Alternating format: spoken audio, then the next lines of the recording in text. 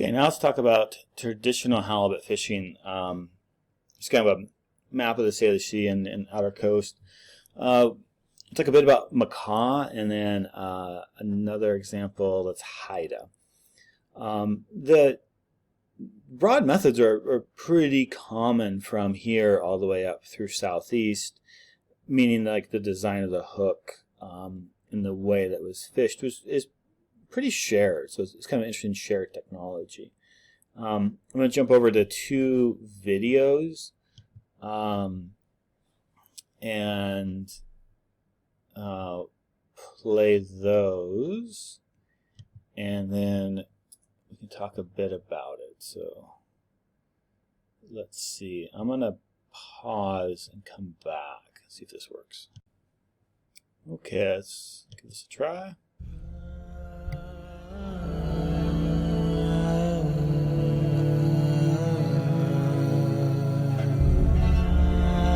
Partaking of what the ocean gives us, and the health of the ocean is one of the most important things there is to all of us.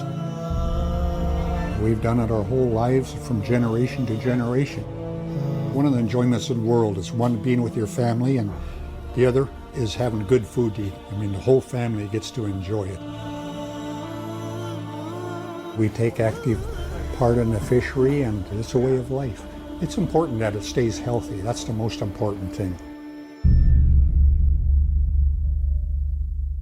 If you caught a fish, you were happy. There's nothing like a good fresh halibut. This is an early circle hook is what this is. And how they came up with an idea is beyond me, but I'm sure glad they did. Generally, they were very elaborately carved. They were used all up and down the northwest coast. This is a bone barb in this case, which would have been traditional, you know. That determines the size of your halibut. That's a 20-40. I'm talking about 20 pounds to 40 pounds. This is the way it would sit in the water. You tied the bait right here. This goes down to the big rock, and it just sits there. Your continuous line comes up to the surface, and you'll have a buoy up there. They're an eating machine. They're not going along and turning their nose up. Their whole purpose is to eat. Halibut, when he comes up, he actually comes up like this and goes in. And then he naturally puts the pressure on it and starts pulling it away. When that happens, he'll start towing it. And then I'll be up behind a log up on the beach watching with my binoculars, with my hobo coffee going in a can. And as soon as I see my fin come up, I'm going to race out there with my 6-horse to retrieve him. They've probably been doing this for centuries. All of the wonderful food that comes from the ocean. This is one thing that works year-round. When your salmon are gone, you can go out and get a halibut.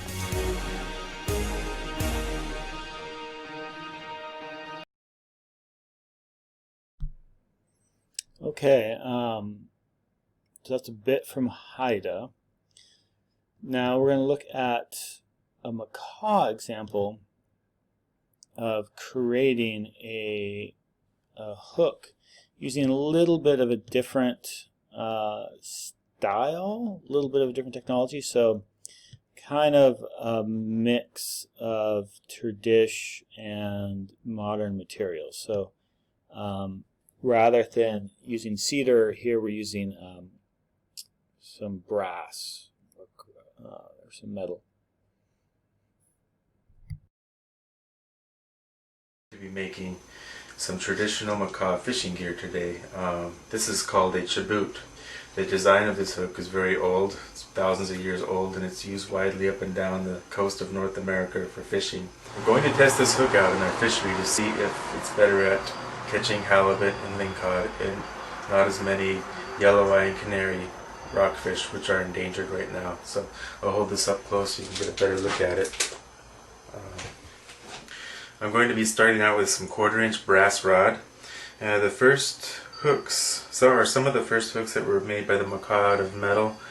Traditionally they were yew and spruce root, but the government had sent out some pitchforks because they wanted to make farmers out of the macaw, but the salty air and the rocky soil didn't take too well to farming, and so the pitchforks were turned into fish hooks. So here we go.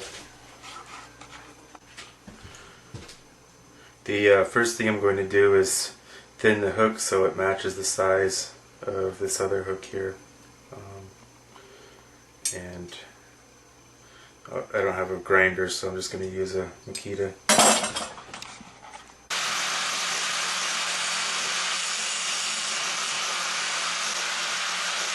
11 inches long.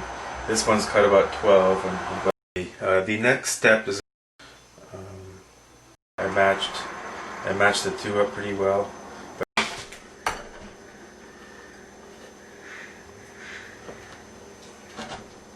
This barb is soldered in right here, and there's actually a steel. This is brass, and the barb is made out of steel. So I'm going to have to either sharpen a nail. Looks like this is probably a nail that was sharpened. And if you look, it's flat on one side, and it has the edge comes in right there. So I'm going to try to replicate that.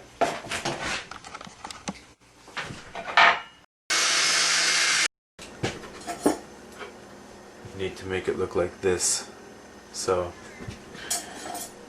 here's one that's not finished. You can see how the older one here, this is a regular fish hook, and then the lead here was just gooped around there, and that's what holds it on.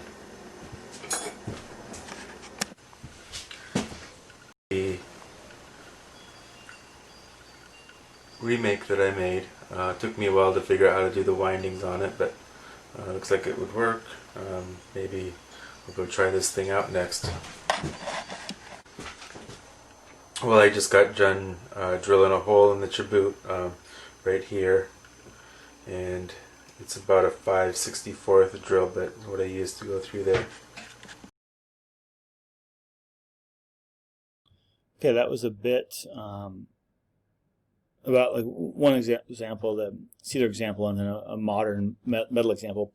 And the story you told about macaw, I think, is hilarious in that you hear it all the time. The government gave macaw pitchforks to make us farmers, and we cut the tines off and turned them into halibut hooks because we're fishermen. I love that story, and I've heard it 100 times. I think it's great. So those are two examples, and we'll get a little bit more in depth about the Chibut and how it's used in some modern fisheries management. There's also this book by Hilary Stewart, Indian Fishing Early Methods of the Northwest, and that includes a whole lot of other technologies as well. It's a great picture book. Well, I just saw it. I have one somewhere. I don't know where it's at. But I have a copy. It's a great one to see some diagrams as well. And this is cool because this is a relationship to kelp as well. So here's Neurocystis bull kelp, where if you want to do a bentwood hook, you need to steam it. And kelp is like perfect little vessels for it, where they're hollow on the inside. You can shape your wood, put it in the kelp, put that in the fire, and it'll steam it, and then take it out and put it in either a mold or a jig of some sort. This is one thing I've always wanted to do. There's been some workshops on how to make halibut hooks. I've always wanted to learn how to do it. I think it'd be a really cool thing to learn and test and actually go out and fish with one. One of my former students at Northwest Indian College made one. And she did the whole process herself, down from this pin here. Is traditionally the front leg bone of a deer or an antler. There's some debate back and forth, likely either. The front leg bones of deer, though, are stronger because they take the impact. So you can take a splinter of deer bone here and then do your bent hook. And she was a commercial halibut fisher and had used it as well. Hadn't caught anything on it last I checked with her, but she had it out. Now, this Chibud, so chai, like chips, chibud, is traditional technology. It's used by lots of different groups. including macaw. Now macaw, like we saw that video earlier of halibut fishing, macaw is really concerned about halibut populations and how to maintain them. And so,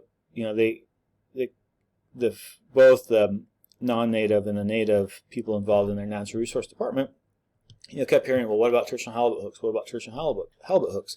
As both people talked about, particularly the first gentleman, that gap between around the hook dictates the size of halibut you can catch. And so, is there a way where we could have a fishing method that's really targeting fish of a certain size? And so if we want to make sure the fish are at least 30 pounds but not less than 80 pounds, can we design a hook that's going to target that and be effective and reduce bycatch? So they said, well, let's try Chibud and make a bunch of them and test it and see what happens. And that's just what they did. It's a really cool little study where they started with a traditional design. So this is different than the Haida one that we saw, where it's a single bent wood instead of more of a wedge. But the same idea of this gap here being important. So they reconstructed one from steel and bronze. Added a swivel so your line will go here. You tie your fish in here, your bait in this way. And they said, okay, well, how are we going to test the effectiveness of these? So what they decided to do is they chartered a fishing boat. These are charter fishing boats that you can go out as a sport. They chartered it for a bunch of days, and they invited a whole bunch of volunteers out. Cool gig, right? Come volunteer with us and go fishing all day for free. And what they did is they kept track of all the hooks to make sure they're the same and who was fishing them. And they randomly assigned them to different people. And they changed throughout the day which side of the boat you're on, which kind of hook you're fishing. Either the more common modern of like 2 hooks stabbed in the smelt like this, or the Chibud with the fish over it like this, and then the hook sticking out.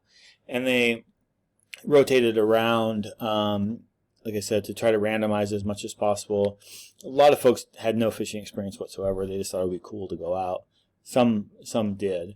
And I thought this would be a good way to introduce an element of randomness and really see how these hooks do compared to what we're doing now. And one of the primary questions was around bycatch. And so when you're out jigging for halibut, you tend to catch a bunch of other things. And particularly things like canary and yellow eye rockfish that are endangered and can close down fisheries. So what they did here, what these data look like, this is the odds ratio. It's kind of funny to think about, but the bigger the odd ratio, the less likely you're going to catch it with a Chibud compared to a circle hook. So what they found is things like flatfish, arrow-toothed flounder, you're less likely to catch them with a Chibud compared to a circle hook, but not that much less likely. And the way they interpret it is round fish, like lingcod, rockfish, you're much less likely to catch one with a Chibud compared to a circle hook. So they think it has to do with the nature of the hook and the way it's designed, which makes sense. It's designed to catch flatfish. And so other flatfish might make their way in there and get caught. But a rounder fish, we have a lingcod, which they're really kind of fat sausages, or a rockfish, it's just doesn't fit their structure right.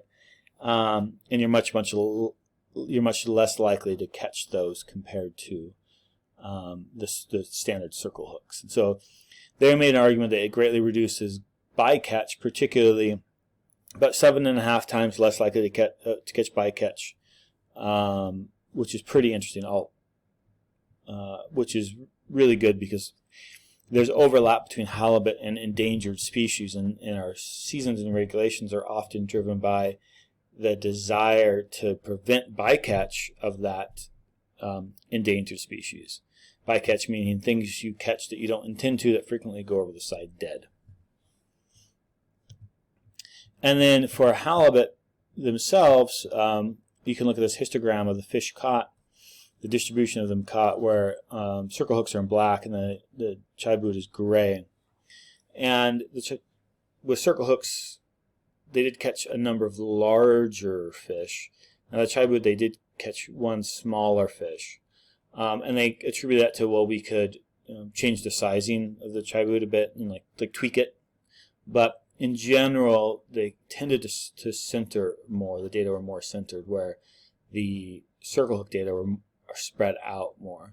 And so they feel that with modification and further testing, the Halibut could really narrow down to hit a target size. So I think this paper's legal limits 81. So from here up is legal. I think this paper is really, really cool. I'll make sure it's in the files section, because it was not easily available. I had to. What's actually cool, I wrote the authors, and so this is one of those ones where when you're searching the literature and Western doesn't have it, and you can't come across it otherwise, write the author, and I can't remember if I wrote Joe or Jonathan. I think I wrote Jonathan. He wrote me back the same day, and I asked him, how do you pronounce this? and he's like, oh, pronounce it like this. And then we were chatting back and forth about it, and it was great. So it's a good way to open up a line of communication. And honestly, most of the stuff that we write never gets read. So if some young enthusiastic person writes us and says, hey, what you do is really cool, can you tell? I want to can I get a copy of this paper? We're generally excited to send it. So that's a bit about traditional halibut fishing. Haishika, thank you.